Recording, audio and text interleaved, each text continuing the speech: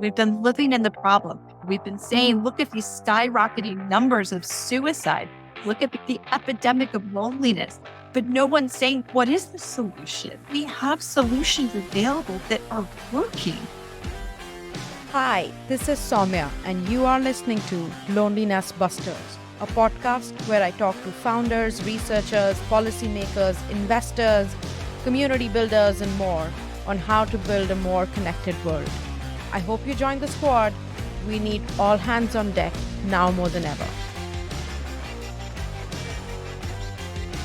Hi, everyone. I'm excited to have Lara Gregorio, co-founder of Humanist Care, with us today. Lara has over 20 years of experience in behavioral mental health. She's designed the telehealth program at UCST's Department of Psychiatry, scaled clinical services at 7 Cups, and today is a board member at NAMI, California. Lara is a passionate mental health advocate and an inspiring leader, and I'm so glad to have her as one of our first guests at the pod. Lara, welcome to the podcast. Thank you. Let's kick off. I'd love you to share your story with our listeners. You have such an incredible journey. Tell us where you come from and why does this problem of loneliness matter to you? Thank you. And again, so good to be here. So I am a licensed clinical social worker. That's my background. So I'm actually a therapist by training, and I've been in the mental behavioral health space for 20 plus years. And have kind of worked in every frontline capacity role, from inpatient psychiatry to community mental health to homeless outreach, as well as college counseling, private practice. So I've sort of seen this from lots of different angles. I also got involved for a long time in legislative policy work, working both at the state and federal level, looking at early intervention and prevention programs. I've done some research around schizophrenia and bipolar as well. And so I think over the last several years, I've become extremely interested in this idea of how do we reach underserved populations? How do we think creatively and innovatively about reaching people who might not otherwise engage in services? How do we meet people where they are and bring care to them where, when, how they want to receive care? And so that's been a really big area of passion of mine. That's awesome. Tell us how you started on this journey. You told me a little bit earlier in our previous calls, but what is so special about knitting circles and RVs and, what got you to this place? So one of my first jobs out of grad school was driving a 40-foot RV, and not a nice one. It was Breaking Bad style, barely make it up hills kind of an RV around the homeless encampments around the San Francisco Bay Area. And the goal there was really to bring care to people where, when, and how they want to receive it. That we shouldn't be asking people who are vulnerable and struggling and don't have transportation to come to us where, when, and how we want to see them in a place that's comfortable for us. But we really should be going to them and making the transition and the ability to access care much more convenient and seamless. And so I was actually the driver of that RV. I had a nurse practitioner on board. We had a social worker who helped people with benefits and access to resources. And I was literally a street curb park bench therapist, which, it steps outside of the bounds of what we think about privacy and confidentiality. But a lot of times I found that those homeless individuals cared a lot less about that. And if that was going to be the barrier, they may not seek help at all. So being able to really come to the places where they were most comfortable made a huge, huge difference. And from there, I switched over and I was working in the Tenderloin in San Francisco. And for anybody who knows the Tenderloin, it's a very rough neighborhood of San Francisco. And I was working in a community mental health clinic. And the population in that community and in that neighborhood was one in which there was just very heavy, severe chronic mental illness, heavy, severe chronic substance use. I was a therapist in the community mental health clinic. We had a lot of patients who wouldn't come in for appointments. And as a care system, we label them treatment resistant because we say the problem is with them. And I sort of said, well, maybe they don't like what we're offering. So I went on Craigslist, this was years ago, and I got knitting yarn and knitting needles donated. And I started a knitting circle in the basement. And I just put up flyers that we had this knitting circle happen. And all of these women from the neighborhood who many of them were immigrant women, limited English skills, who culturally sitting in a small room with a psychiatrist talking about problems was absolutely out of the realm of something that they were used to. But sitting shoulder to shoulder with a group of women learning to knit, absolutely fit. And so these women started coming every week to knitting. I didn't know how to knit. They didn't know how to knit. And this was before YouTube. So I got some books and some videos. And together, I wasn't an expert. I wasn't a therapist. I was just someone trying to knit with them. And we learned how to knit together. And week over week, they got really good. I didn't. I stayed about the same. I'm still not a very good knitter. And they got very good at knitting. And then we started talking about life and it became group therapy. Trust was established. They started going to their appointments. Some of them got on medications they'd never been on before. And a new group came in. The first group taught the second group how to knit. They started selling their stuff at the local farmers market. And it became almost a community of healing that was really different than the ways that we, especially in the Western world, think about traditional clinical care. And yet my belief was that may have been one of the most healing things that those women could have been involved in because it fit what they saw as a way to engage in social, right? Talk about loneliness.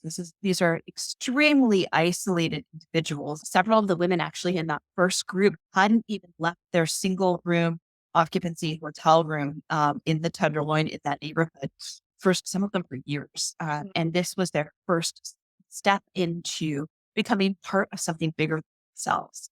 And I think for so many people, even in our traditional care models, we think about therapy. Everybody thinks about the lowest dose of clinical care is once a week, individual therapy, an hour a week with your therapist, but you're missing.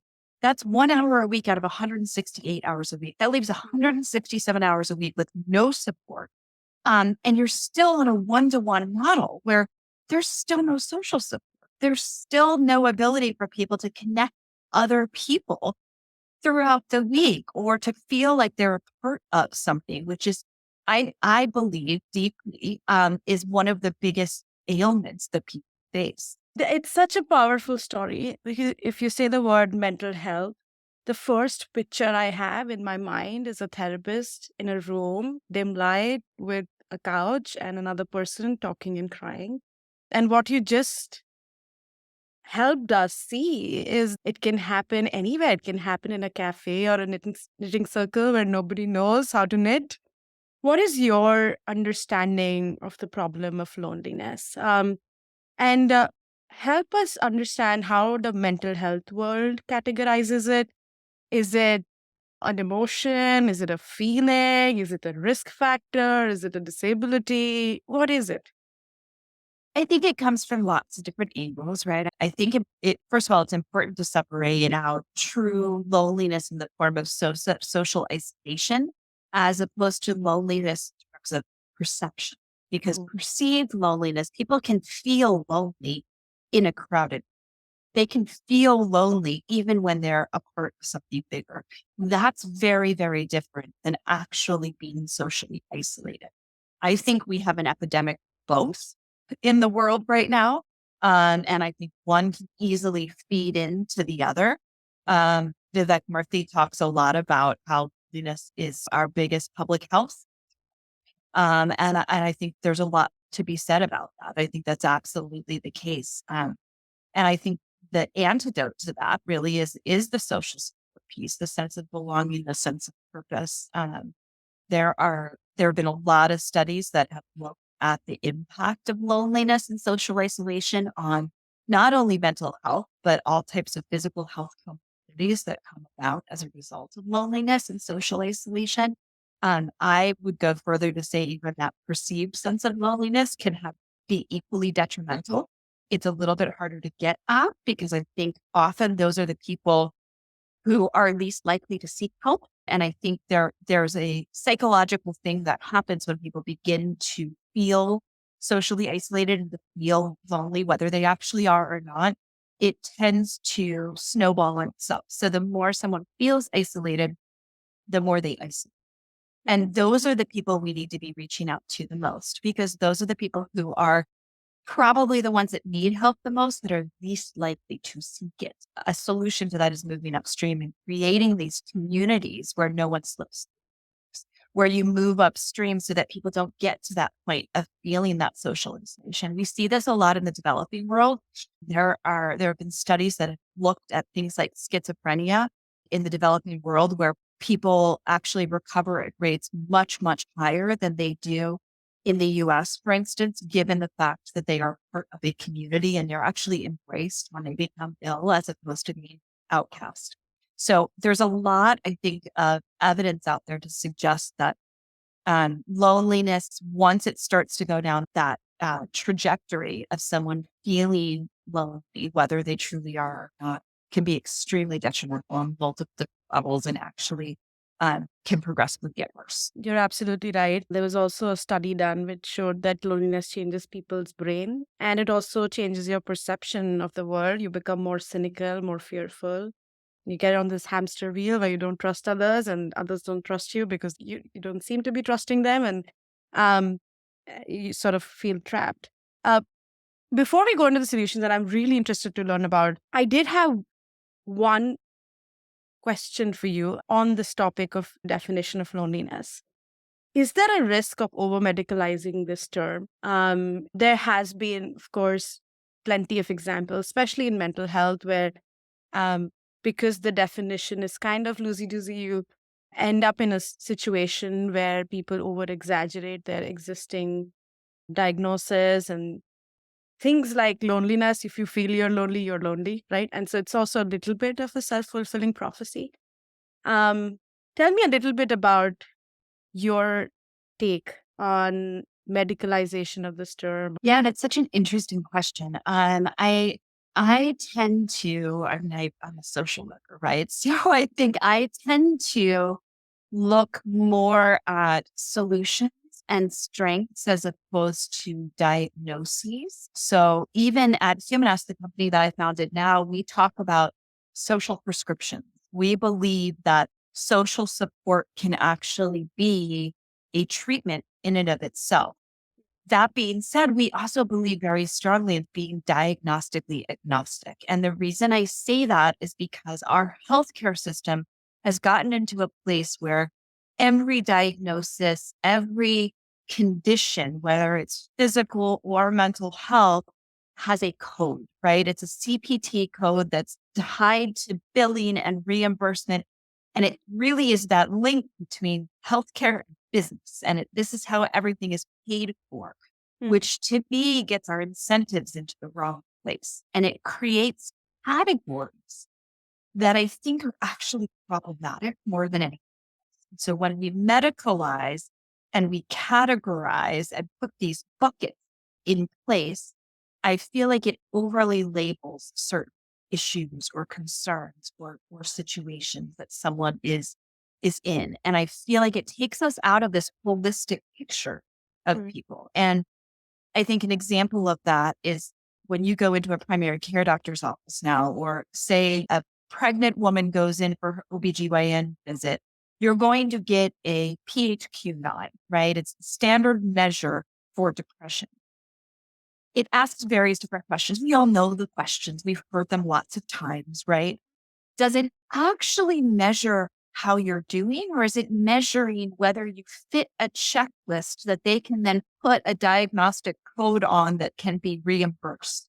And it puts you down a trajectory of a treatment paradigm that may or may not fit.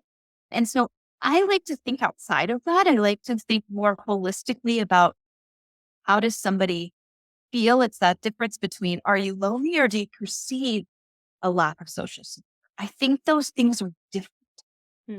And I think, and I think it's the same when it comes to even depression. I think someone's, whether they fit categorically into a diagnosis of major depression, or whether they are have a sense of hope and a sense of happiness and joy and connection with others and a feeling of usefulness in their lives and a sense of purpose.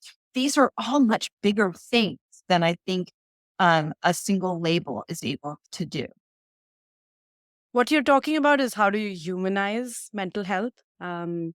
And there's always a tight balance between how do we scale and how do we get our workforce to make sure everybody is caught in the and taking the time to sit with someone and having a conversation for 5 minutes on how you're really feeling before we go into the checklist, right? Mhm. Yeah, I couldn't agree more. Let's talk a little bit about the scale of the problem. I think you started mentioning the report that Surgeon General put out a few months back. I think it's been a very powerful statement from someone who really cares and can make an impact. A lot of people have been talking about loneliness over the last 6 months. A lot of people like me have been inspired to leave their jobs and try to figure out what to do. But some of the statistics you see, they're eye opening. They're almost unbelievable, right? 1 in 2 Americans feel lonely. 80% of all young adults feel not heard, not seen.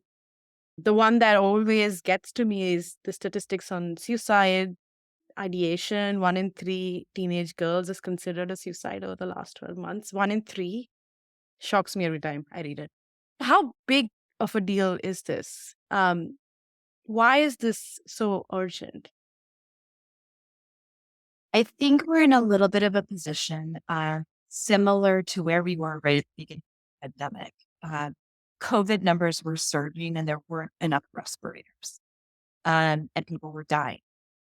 I think we're in a similar situation now. The numbers of mental health needs, the amount of desperation, the suffering is increasing exponentially, and there's not enough access to treatment.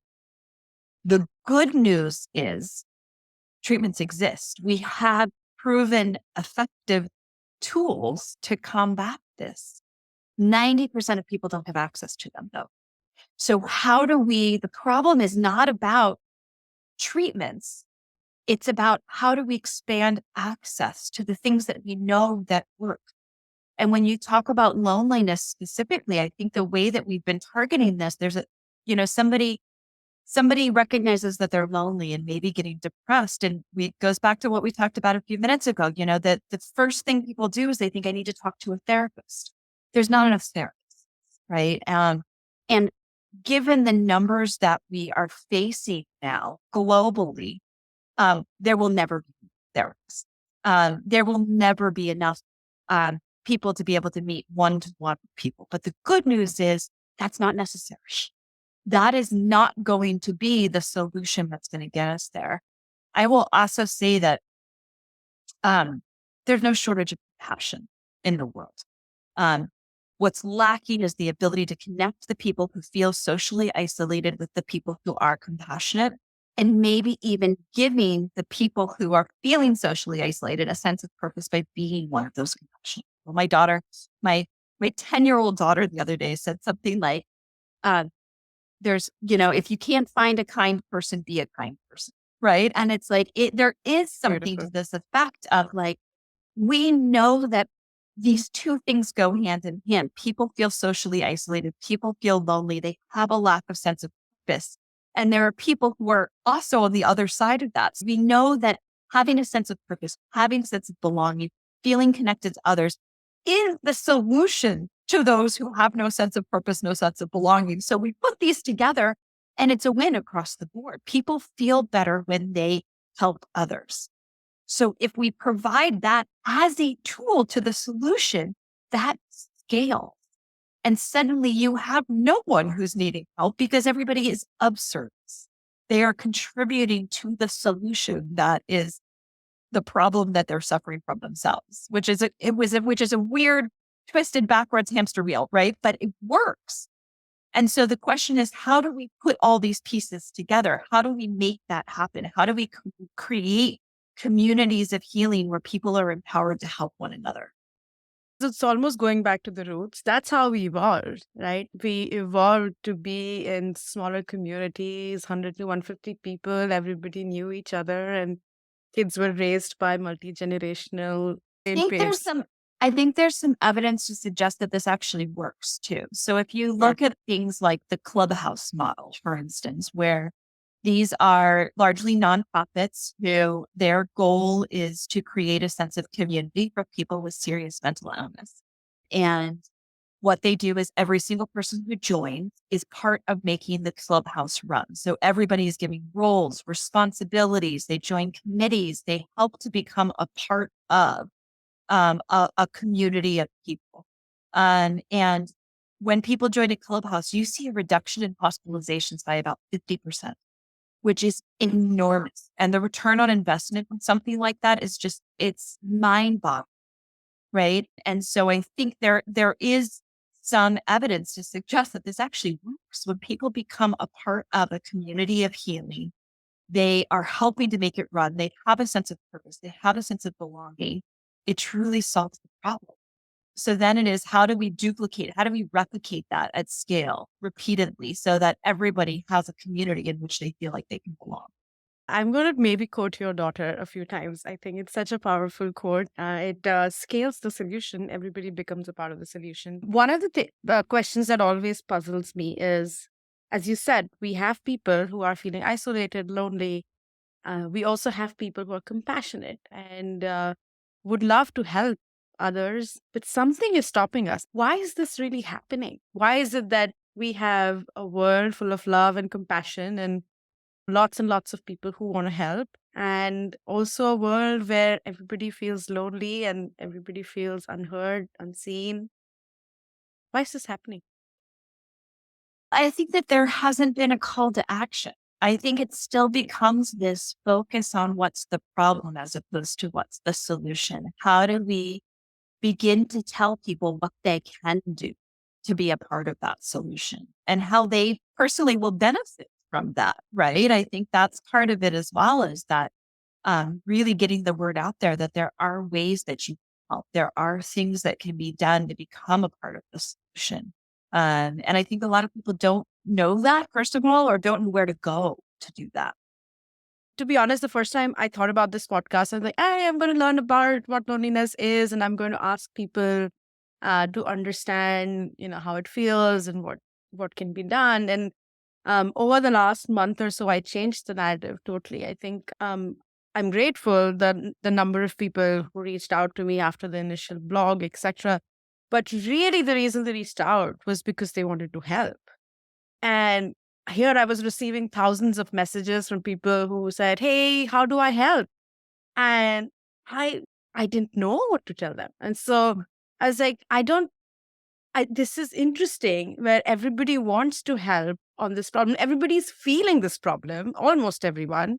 And so the first thing you do when you feel this problem is, how do I help others? Which is kind of the way to get out of the problem. And so I changed the purpose of this podcast to be a place where those who are seeking to create a more connected world can come and understand how to do it. So, how to bust loneliness, right? Not just talk about it. So let's get into it. I'm excited for this section. So what in your mind are antidotes to loneliness, and how do we create a more connected world? I think we do need to, and I'm biased, right? Because I started a company that does this, but I think we need to empower people with tools to help themselves and one another. Mm. And that's what we do at Humanist. And I think people are hungry. They want to be a part of, they just don't know where to go to do it. And when we can train people like I said, 90% of people don't have access to evidence-based tools that actually work. Things like cognitive behavioral therapy, which honestly, I'm a therapist, but it's not rocket science. These tools are not rocket science to learn to do. And right now, there's this bottleneck and people can't access them because they're held by therapists who slowly use them on people, as opposed to us, let's just teach communities cognitive behavioral therapy. There's nothing that prevents us from doing that. And then people are armed with the actual tools they can use to help themselves and to help one another. And what we do at Humanist is bring people together around that concept, because the best way, in medical schools, they say that they use a see one, do one, teach one model. Mm. You see somebody else do a specific medical technique, you do it yourself, and then you teach it to somebody else, because each one of those helps you to reinforce the skill. So we do that within communities where we can teach somebody cognitive behavioral therapy. They try it for themselves. they try it with somebody else, and then they teach it to somebody else. And as they do that, they're reinforcing the skills that are actually going to help them. And sometimes we can target things specifically like perceived social support, perceived social isolation. How do we challenge the thoughts that interfere with somebody's ability to feel connected to another? And so then we're hitting this from multiple different angles. And then we empower them to take that out into their community, be able to use those tools and teach other people those tools. And suddenly that solution begins to scale. We can make solutions. We have TikTok videos that are going viral. Why can't we have cognitive behavioral therapy going viral? And if the problems are snowballing, the social isolation is snowballing, why can't the solutions snowball? There's nothing that says that we can't do that. And we're seeing that happen. Right now, I mean, Humanist, right now we're in 79 different countries and we have hundreds, literally hundreds of people signing up for this. And mostly it's because they're hungry to learn. They want to learn the tool. And so we can make that available. We can teach languages on Duolingo and on Bing Babel and all of these different things. Why aren't we teaching coping skills like that? There's no reason that we can't. And we are at Humanist, we're doing that. And I think that's one of the things that's lacking for so long. And this is that time we've hit such a crisis point that we need to break through all the ways we've traditionally thought about mental health services because they are not going. When COVID first hit and everybody had to get tested and they had to go in and wait in long lines to get a test, we started shipping tests to home. Now you can get, I ordered COVID tests yesterday. They arrived from Amazon next day on my doorstep, right? Why aren't we doing that with coping skills? We can. And technology affords us the ability to do that. Tell me a little bit in more detail what you guys do. How do you actually implement this? Is this like, how do you teach people? Are these courses? Are these workshops? What is the infrastructure to do something like this? So we have a full range of services. We do have the individual sessions for people who are wanting the one-on-one, but we don't necessarily see that as the end all be all. And for a lot of people, the majority, actually 70% of people don't even need that, don't even want that. And then we teach workshops, which are 4 weeks long, an hour a week, plus message boards between hand where the small cohorts with their instructor can practice the skills. We do 2-week long asynchronous courses where there are exercises and worksheets that are shared throughout the week from an instructor to a cohort of people. And then we also have live groups. So it's drop-ins. I actually, back to my roots, I do a knitting circle every Wednesday afternoon, right? And we have people from all over the world who come to knitting. And we create these global communities of healing. Sometimes they're task-oriented, like knitting or yoga, but they're an opportunity for connection for people who might not otherwise recognize that they have a problem. I mean, mental illnesses are illnesses that tell us we don't have a problem, right? And so that's a symptom of the problem itself. Lack of motivation is a symptom of the problem itself. So the burden is on us as care systems to think about how do we work within that, right? And so I think, so we provide sort of every different type of way that people can engage and move up and down within that system at every given moment, because we know mental health isn't something that happens in our week. It's also not the same today as it might be tomorrow or as it was yesterday. And so the type of intervention you might want or need in any given might look different. And so we need a one-stop shop where people can have access to all of those on demand in a very seamless way. So we are able to do that. We are able to create these cohorts where people look out for each other. So it's not dependent on just that counselor or that therapist or the peer counselor that we have as an instructor in these programs, but where we create a neighborhood watch so that people look out for each other, so that people don't slip through the cracks. If somebody has been chiming in on message boards and suddenly they go quiet, everybody in the group has been trained that they reach out to that person. Hey, haven't heard in a day or two. Okay. And it creates an ability that we move upstream. We don't wait until that person's been gone for a week and suddenly is so isolated that they're in that spiral of beginning to isolate for it's hard to put them back in. That we really make sure that they feel loved and cared for all of the time so that we're moving upstream, we're preventing decompensation, we're being able to meet people where they are throughout their care needs, care continuum, ability to seek help themselves, level of motivation, but really empowering people to look out for each other, and then everybody feels like they're a part of, right? It creates this connection and it makes everybody else feel like they're in service to the group. They're a part of something bigger. And no one really has the ability to slip into that isolation of this place. That's beautiful. Tell me, what have you been most inspired by? Tell us a story of Humanist that surprised you, inspired you. Oh my goodness, there are so many. I literally, and this is going to sound so cheesy, but I literally every morning I wake up and I read through some of the discussions that are happening at Humanist. And I drop to tears. It's just so incredibly powerful.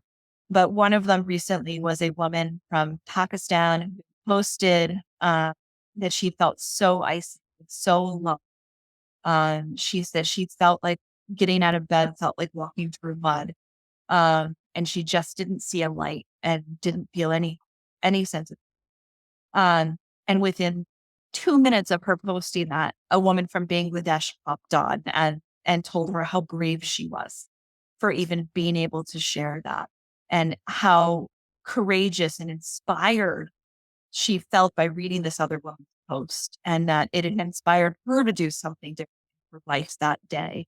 And immediately another woman popped on from the Philippines, I believe, and shared something similar about how much this had changed her ability to look at her life, and that just by that person originally posting from Pakistan, how that had inspired her. I came in as a therapist from the US and I weighed in on something, and within 15 minutes, this woman who had originally posted from Pakistan said that her day felt completely different, and that she decided she wants to study psychology and she wants to help others. And this entire thing unfolded within the course of about 10-15 minutes globally, of people coming together, feeling inspired and motivated by one another. And it's a ripple effect. It's that ripple effect of hope. It's the ripple effect of connection and sense of purpose that is absolutely the solution. And I think that, to me, every time I see that happening, and that's an isolated story, but that's happening every half an hour. And so to be able to see that happening and thinking, we have a solution. This is the solution. We've been living in the problem. We've been focusing on the problem. We've been saying, look at these skyrocketing numbers of suicide. Look at these skyrocketing numbers of mental health problems. Look at the epidemic of loneliness. But no one's saying, what is the solution? We have solutions available that are working, where people who otherwise would have access to absolutely nothing in their local communities, and particularly from cultural groups where speaking up about these feelings would be very stigmatizing. And yet we have an ability, because of the internet, because of technology, to bring people together and all be part of that solution. This reminds me of Wikipedia, actually, open sourcing. Yeah. It is quite incredible, the depth of knowledge we have created together. Wikipedia is not written by any individual. Right. But one thing that does differentiate it, and that's why it works, is because it has norms and it has a strong feeling of community, and there is a strong culture on what is and is not considered acceptable in the community.